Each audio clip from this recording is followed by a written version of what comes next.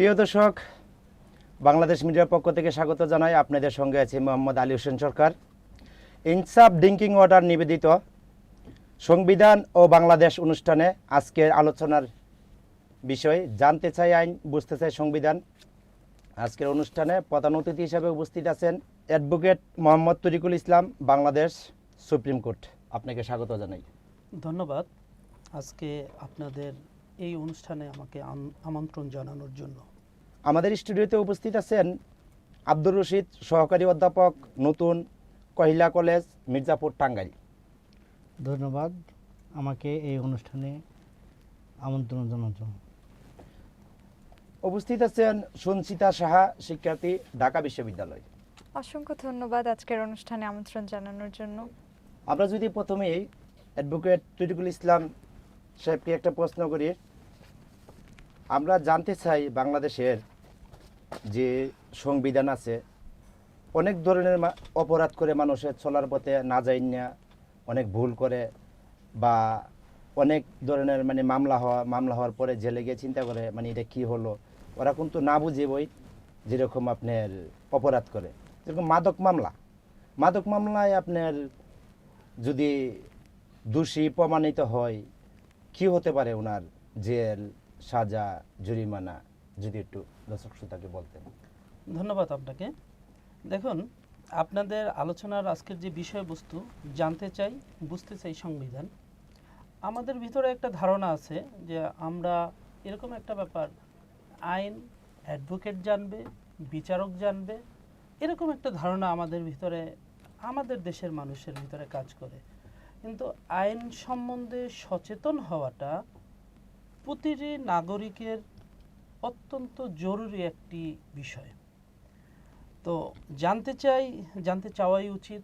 আমার যত দর্শক আছে সকলের জানতে চাওয়াটা আবশ্যক, জানাটা আবশ্যক। আইন, আপনি মাদকদ্রব্য নিয়ন্ত্রণ আইন সম্বন্ধে যে কথাটি জানতে চেয়েছেন, মূলত মাদকদ্রব্য নিয়ন্ত্রণ আইন 2018-র 36 ধারায় এটা সম্বন্ধে বিস্তারিত বলা আছে।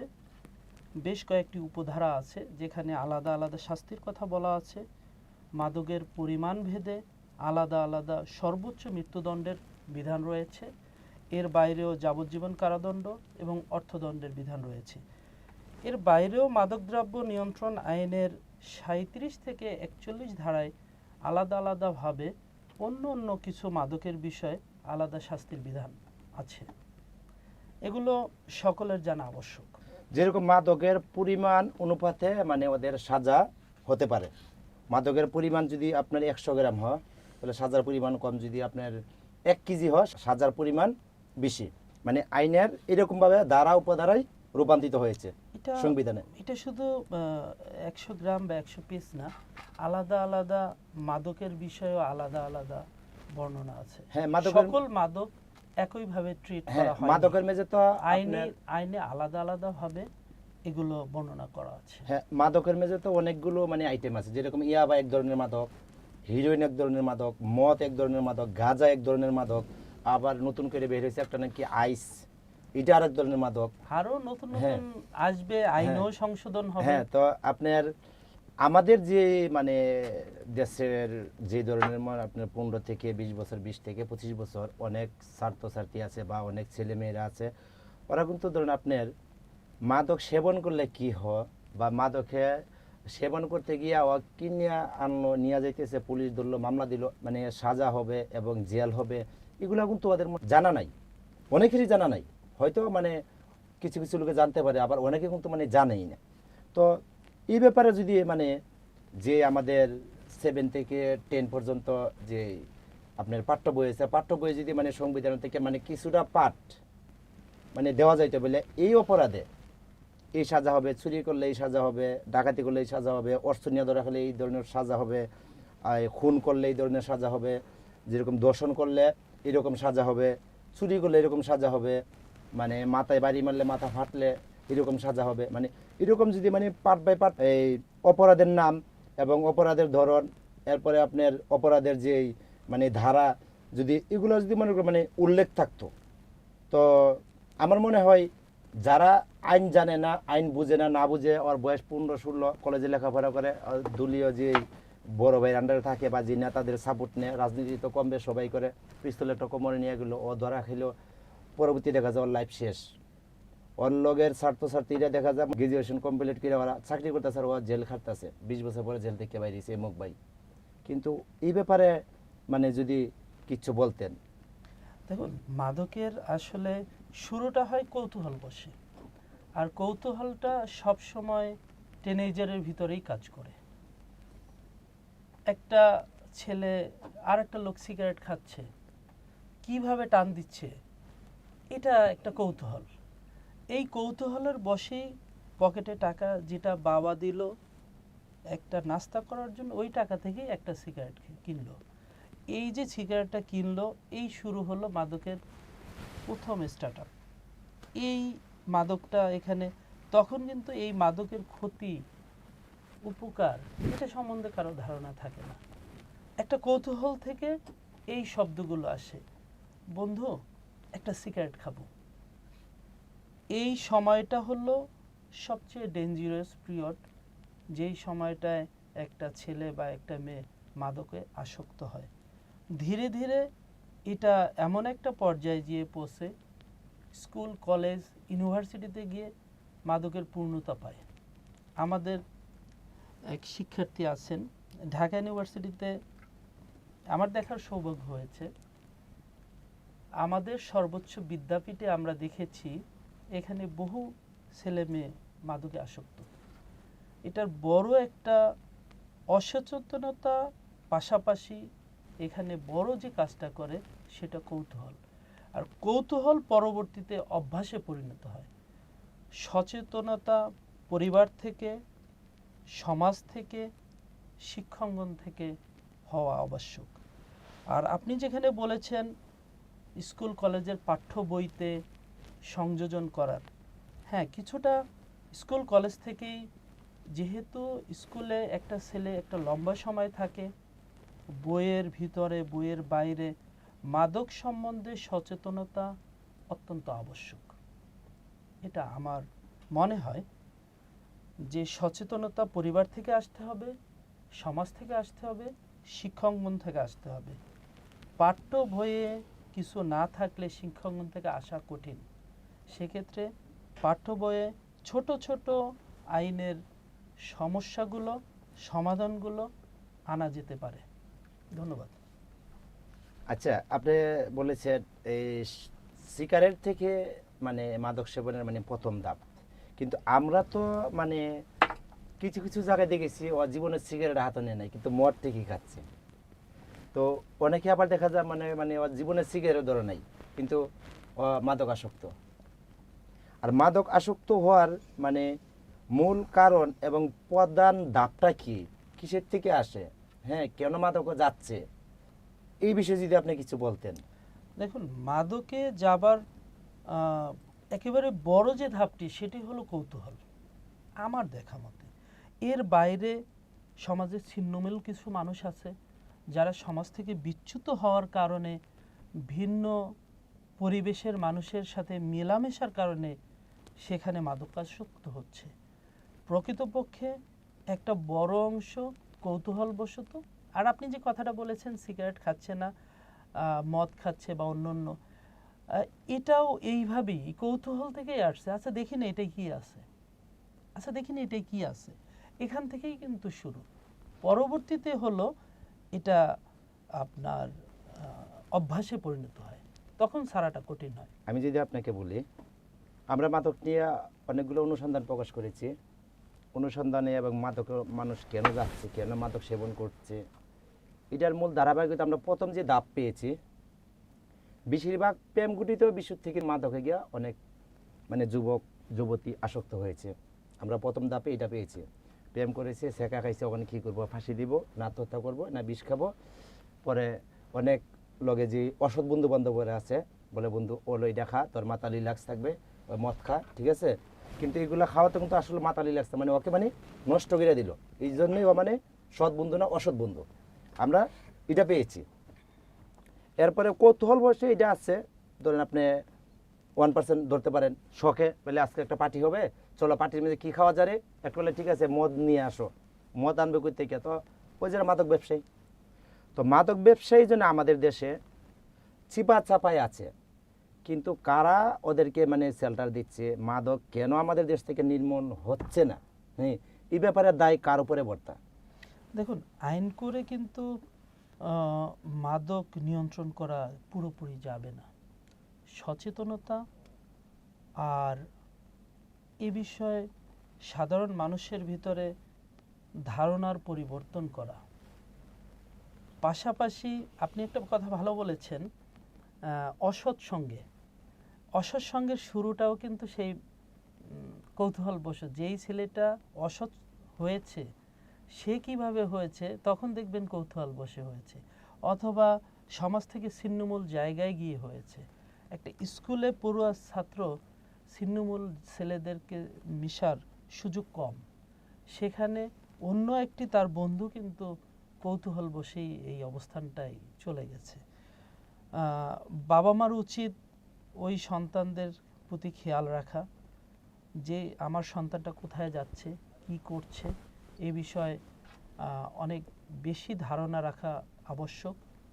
পাশাপাশি আমাদের সমাজ থেকে মাদক নিয়ন্ত্রণ করতে হলে আপনার আইনের যথাযথ প্রয়োগ, বিচার ব্যবস্থা বিলম্বীকরণ থেকে দ্রুত বিচার এবং নিষ্পত্তি, যথাযথভাবে বাচ্চাদের পালন, শিক্ষা, প্রশিক্ষণ, এর মাধ্যমে মাদকাসক্ত কমিয়ে আনা সম্ভব।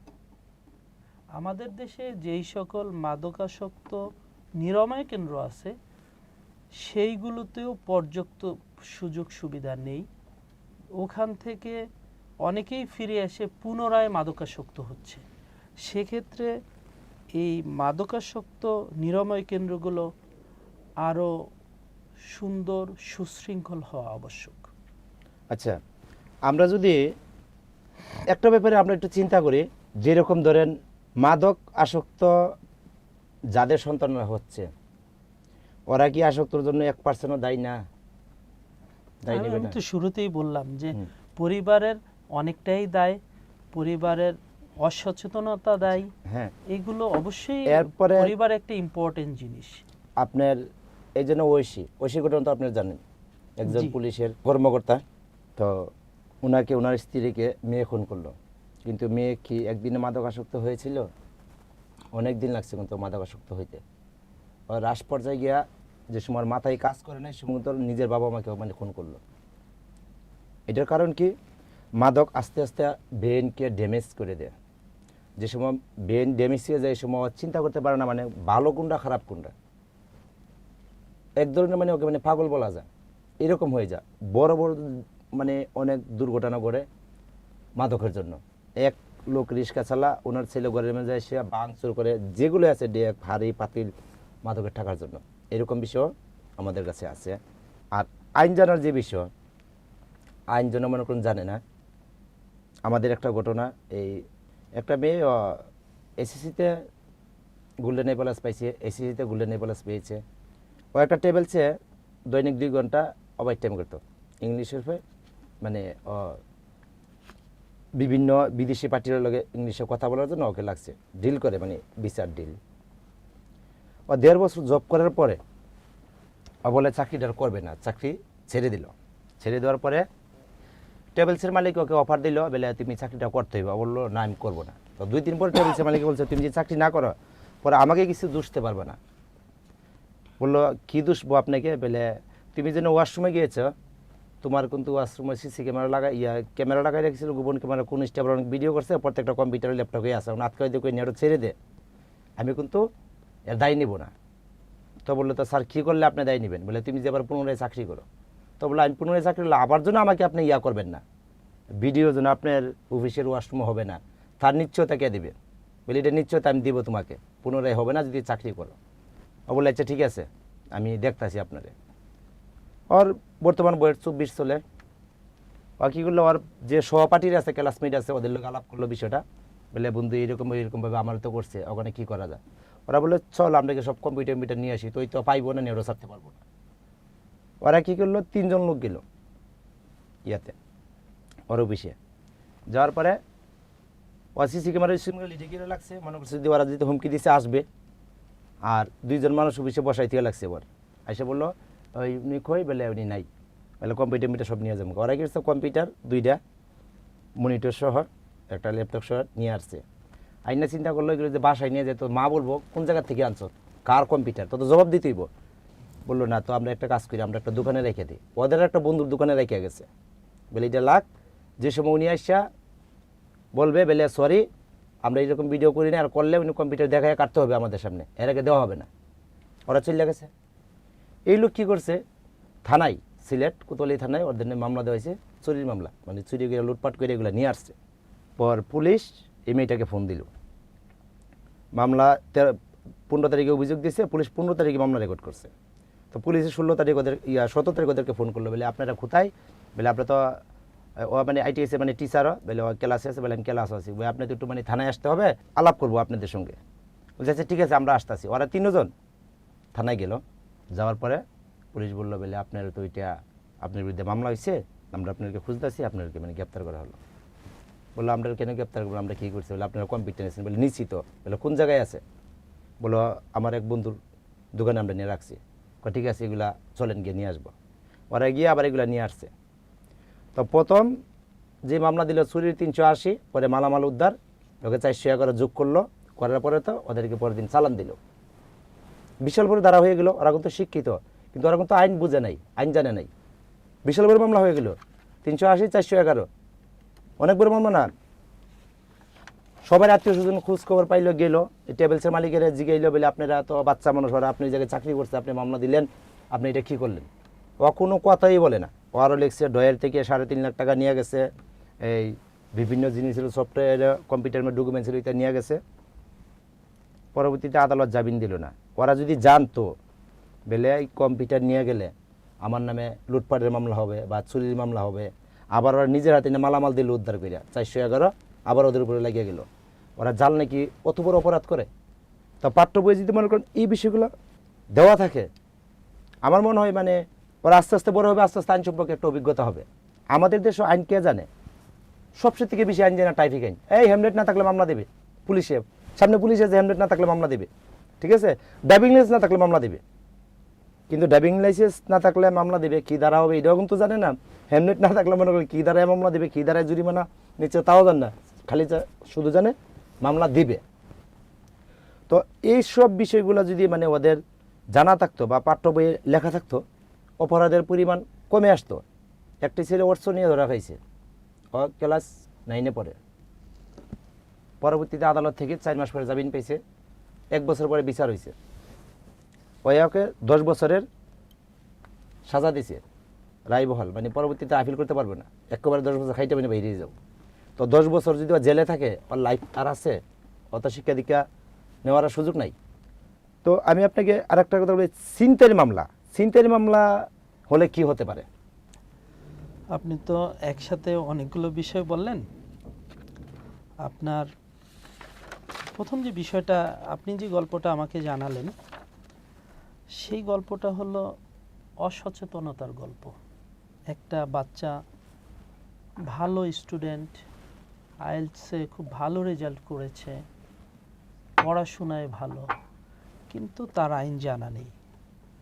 আইন জানা নেই বিধায় সে এমন একটা কর্ম করেছে যেইটা তার করার কথা ছিল না, তার যাওয়ার উচিত ছিল তার পরিবারের কাছে, পরিবারকে জানানোর দরকার ছিল, পরিবার থানায় যেতে পারতো, অন্য অন্য আইন প্রয়োগকারী সংস্থার কাছে যেতে পারতো, তাকে ব্ল্যাকমেল করা হচ্ছে এই বিষয়টাই জানানো যেত, সে মামলা করতে পারতো এই ট্রাভেলস এজেন্সির বিরুদ্ধে। কিন্তু হলো কি, সেই চুরির মামলায় ঢুকলো। তো এখানে গল্পটা অসচেতনতার। আর ছিনতাইয়ের যে কথাটা বলেছেন, দণ্ডবিধির 392, 394 ধারায় বলা আছে সর্বোচ্চ সাজা 10 বছরের কারাদণ্ড, অর্থদণ্ডের কথা বলা আছে সাধারণ অর্থে 10 বছর, সর্বোচ্চ সাজা হলো 14 বছরের। আর 394 ধারায় যাবজ্জীবন কারাদণ্ডের কথা বলা আছে। ছিনতাই আমাদের দেশে মাদকের মতো একইভাবে সমাজে রন্ধ্রে রন্ধ্রে বর্তমানে অবস্থান করছে।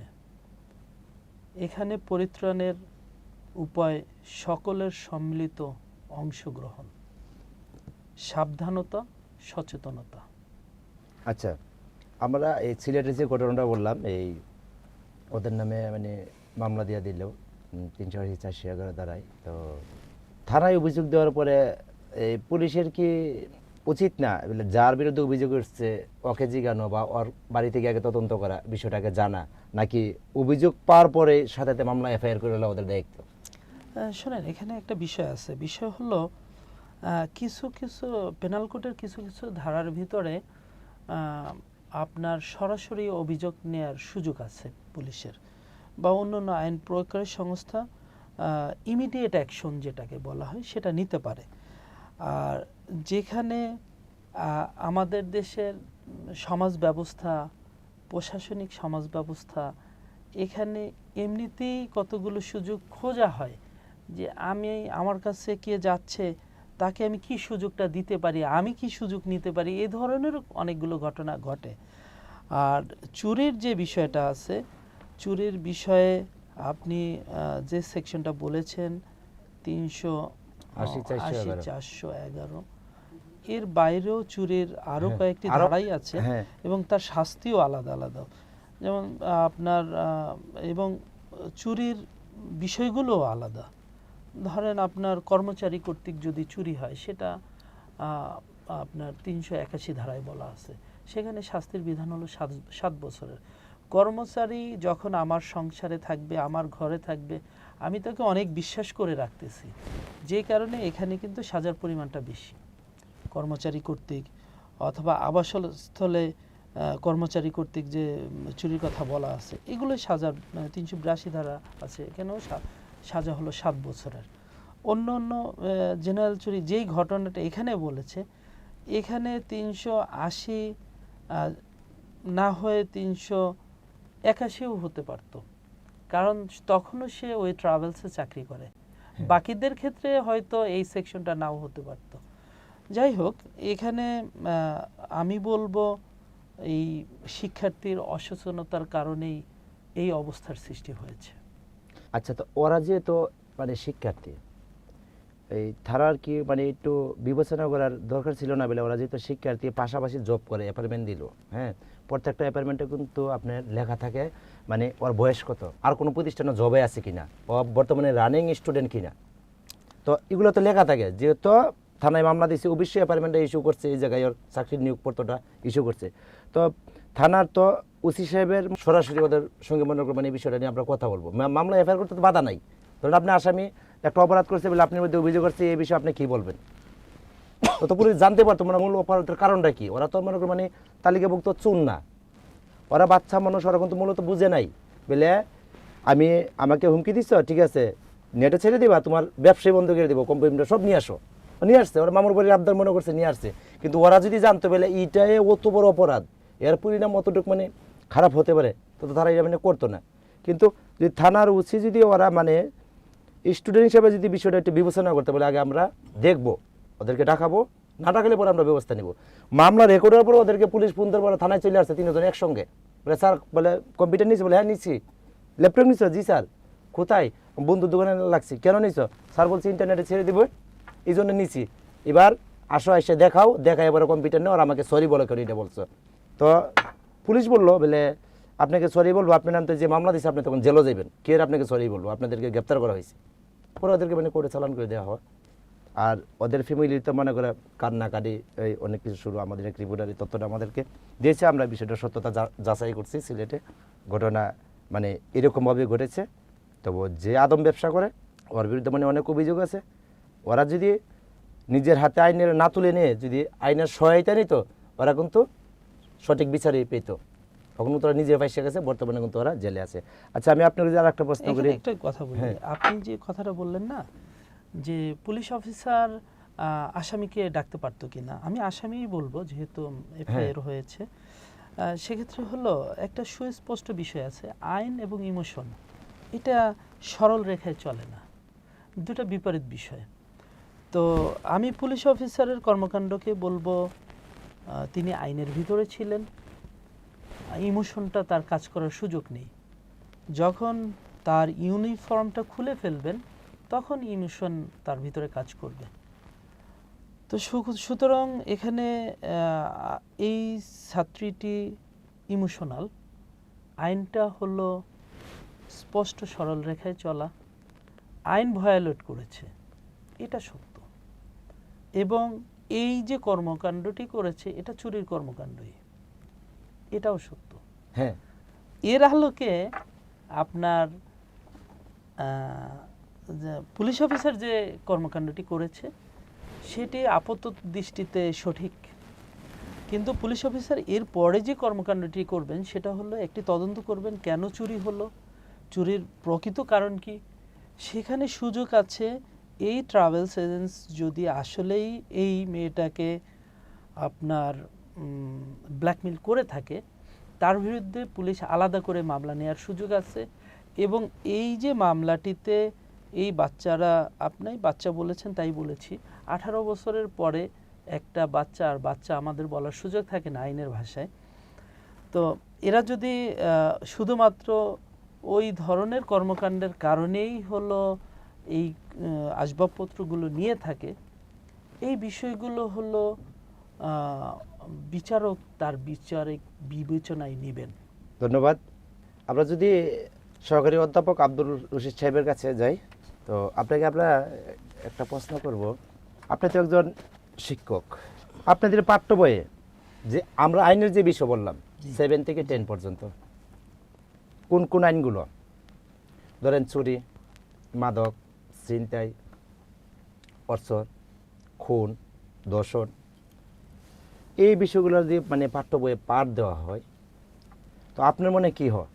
দেখেন, আপনাকে এই প্রশ্ন করার জন্য আসলে আমি অনেক ধন্যবাদ, এবং এই তো জাতির সামনে জানানো আমার একটা সৌভাগ্য জুটছে।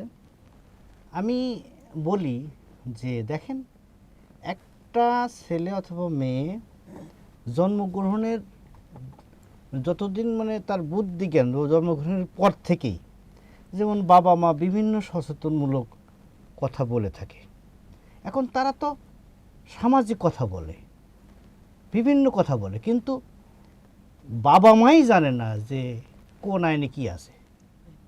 এটা একটা, তাই আমার মনে হয় যে ছোটোবেলার থেকেই যদি আমরা জানি যে এই দোষ ত্রুটি করলে আমার এই সমস্যা হবে, এই দোষ ত্রুটি করলে আমি এই জায়গায় যাব, আমার এই আইনে এই ধারা পড়ে, তাহলে আমার বাচ্চাদেরকে অতি সহজেই আমি শিক্ষাদান করতে পারি। দেখেন, প্রথম থেকে শুরু করে আমার মনে হয় ক্লাস 1 থেকে শুরু করে, আপনি বলছেন যে 7 থেকে শুরু করে, না, আমার মনে হয় ছোটোবেলার থেকেই এই পাঠ্য বইয়ে আপনারা চিন্তা করে দেখবেন প্রত্যেকে আপনি সরকার চালাচ্ছেন, দেশের প্রধানমন্ত্রী থেকে শুরু করে সমস্ত সংসদীয় সদস্য থেকে শুরু করে সমস্ত বিশ্ববিদ্যালয়ের টিচার, ইউনিভার্সিটি, বিভিন্ন কলেজের টিচার, বিভিন্ন হাই স্কুলের টিচার, বা বিভিন্ন মানে আপনি দেখেন বিভিন্ন শিল্প কলকারখানা, বিভিন্ন ব্যবসা প্রতিষ্ঠান, বিভিন্ন ক্ষেত্রে সমস্ত লোকের জন্য আইন একেবারে অপরিহার্য। আপনি চিন্তা করে দেখেন যে জীবনে চলার ক্ষেত্রে আপনি যে যে চলতে চাচ্ছেন, যে আপনি যদি আইন না জানেন তা আপনি চলতেই পারবেন না। সেই ক্ষেত্রে আমি ধরেন যে একটা বিরাট বড় অফিসার, মনে করেন সচিব বা অন্য কিছু, মনে করেন যে প্রধানমন্ত্রী বা সংসদ সদস্য যাই বলেন, বা চেয়ারম্যান বলেন, মেম্বার বলেন, বা উপজেলা চেয়ারম্যান বলেন, উচ্চ পদস্থ যা আছেন, তার কিন্তু চলার পথে সহজ পথে চলতেছে। হঠাৎ তার চিন্তা হতে পারে যে আমি এই কাজটা করি, কিন্তু সে আইন জানে না। আইন না জানলে কী হবে? সেই আইনের সে জানে না, না জানার কারণে আপনি যে গল্পটা করলেন যেটা সত্য ঘটনা, এরকম হবে বাস্তব। এই জন্য আমি সরকারের কাছে, দেশবাসীর পক্ষ থেকে আমি সরকারের কাছে বিনীতভাবে একটা আবেদন রাখতে চাই। সেটা হচ্ছে যে আমাদের জানার জন্য, আইন প্রয়োগ করার জন্য, এবং আইনের কী কী আছে। আমি যদি হেলমেটের যদি কি মামলা হবে, সাজা কী, তাই যদি না জানি, তাহলে হেলমেট ব্যবহার করব কেন? আমি হোন্ডার লাইসেন্স না হলে আমার কি কি সাজা আছে, বা আমার আইন যদি না জানি আমি কেন লাইসেন্স ব্যবহার করব। আমি যদি ওই রাস্তার ধারে ফুটপাতের পাশে যদি দাঁড়িয়ে পোশাক ফেলি, তাহলে আমি ওই আইন কেন, আমি যদি না জানি যে এই এই এই অপরাধ, ওটা একটা অপরাধ, তাহলে তো আমি সেই আইন মানব না। আমি না জানার কারণে তো আমার এগুলো হচ্ছে। আপনারা বিশেষ করে সরকারের কাছে আমার বিশেষ অনুরোধ যে আমরা জীবনের সমস্ত ক্ষেত্রে অর্থাৎ 1 থেকে একবারে সর্বোচ্চ শিক্ষা পাঠ পর্যন্ত যেন আমাদের এই শিক্ষা ব্যবস্থায় আইন এবং আইনের প্রয়োগ এবং তার দণ্ডবিধি জানা প্রত্যেকের বিশেষ দরকার। তাই অনুরোধ করছি যেন সমস্ত শিক্ষা প্রতিষ্ঠানে আইন বিষয়ে পড়ানোর জন্য যেন সরকার আমাদের জনগণের, আমাদের বাচ্চাদের ছেলেমেয়েদের জন্য, সবার জন্যই, এমনকি আমি বাবা মা হচ্ছি বা হব বা এখন আসি, তাদের শিক্ষা দেওয়ার জন্য আমাদের দরকার। তাই শিক্ষাক্ষেত্রে প্রত্যেক জায়গায় আইন বিশেষ প্রয়োজন আমি মনে করি। আপনারা একটু চিন্তা করে দেখেন। ধন্যবাদ। আমি কথা বলতে চাই সঞ্চিতা শাহ, জি, শিক্ষার্থী, ঢাকা বিশ্ববিদ্যালয়। আপনি বর্তমান বয়স কত? 22 বছর। আপনি বর্তমানে কোন সাবজেক্ট নিয়ে আছেন ঢাকা সঙ্গীত বিশ্ববিদ্যালয়ে? বিভাগে পড়াশোনা করছি, সঙ্গীত অনার্স বিভাগে। 3rd ইয়ার। আচ্ছা, আপনি আইন সম্পর্কে এই পর্যন্ত কি কি জানেন? কোন অপরাধে কি হতে পারে এরকম কিছু জানেন কিনা? এরকম বলতে আমাদের হচ্ছে যেটা বললেন ক্লাস 7 থেকে ক্লাস 10 পর্যন্ত বইয়ে 7-8 এর বইয়ে সেরকমভাবে কিছু থাকে না, মানে কোন অপরাধে কি হবে বা কত ধারা জারি করা হবে, এটা হচ্ছে মেইনলি 9-10 এর বইয়ে কিছুটা থাকে, যে যারা আর্টস নিয়ে পড়ে তাদের আর কি।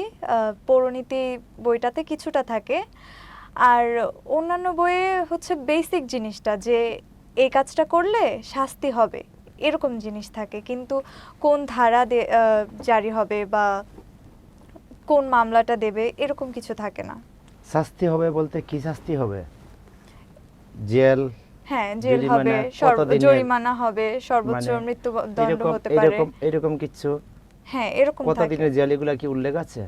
হ্যাঁ, উল্লেখ থাকে। ঠিক আছে, আমরা আসছি এইটু পরে আপনার কাছে। তো আমি যদি অ্যাডভোকেট তরিকুল ইসলাম সাহেবকে বলি, আমাদেরকে যদি একটু বলতেন দর্শন মামলা কি হতে পারে? এখন আপনার সঞ্চিতার কথার একটু আমি রিপিট করি। হ্যাঁ। সেটা হলো সঞ্চিতা যে বিষয়টি বলেছে যে পরিণীতি এবং আইন দুটো আসলে আলাদা জিনিস। সঞ্চিতা যেভাবে বলেছে 9-10 এর পরিণীতিতে আসলে ওভাবে থাকে না। অপরাধ বিজ্ঞান বলতে একটা টপিকস আছে, সেই অপরাধ বিজ্ঞান টপিকসে ছোট করে, মানে আমি এখনকার সময়ের কথা বলতে পারবো না, আমি যখন ছাত্র ছিলাম তখনকার কথায় অপরাধ বিজ্ঞান বলতে একটা টপিক ছিল আমাদের। সেখানে বেসিক কতগুলো ধারণা, এইটা এই অপরাধ, এটা এই অপরাধ, এটা এই অপরাধ, এটা আমার দেশের ক্ষেত্রে বা আর এক দেশের ক্ষেত্রে বিষয়টা এরকম না। বিষয়টা হলো সামগ্রিক একটা বিষয়, সেটা হলো এই ধরনের চুরি, সেটা সারা পৃথিবীর জন্যই চুরি, ডাকাতি সারা পৃথিবীর জন্য ডাকাতি। পরিণীতির অপরাধ বিজ্ঞানে ওরকম একটা বিষয়ে ধারণা দেয়া আছে। সেক্ষেত্রে আমাদের দেশের আইনে কি অবস্থা, কোথায় কি আছে, বা আমাদের দেশে কোনটি অপরাধ, ইংল্যান্ডে যেটি অপরাধ আমাদের দেশে সেটি অপরাধ না। আমরা রাস্তায় যত্রতত্র ময়লা ফেলছি, ইংল্যান্ডে আপনি থুতু ফেললে 70 পাউন্ড জরিমানা দিতে হবে। এই যে জরিমানার বিধান, এটা আমাদের নাই। তো সুতরাং এই বিষয়গুলো আপনার বইতে যথার্থ আসেনি। প্রিয় দর্শক, ইনসাফ ড্রিঙ্কিং ওয়াটার নিবেদিত সংবিধান ও বাংলাদেশ অনুষ্ঠানের সঙ্গে ছিলেন। আমরা আসছি বিরতির পরে, সঙ্গেই থাকুন।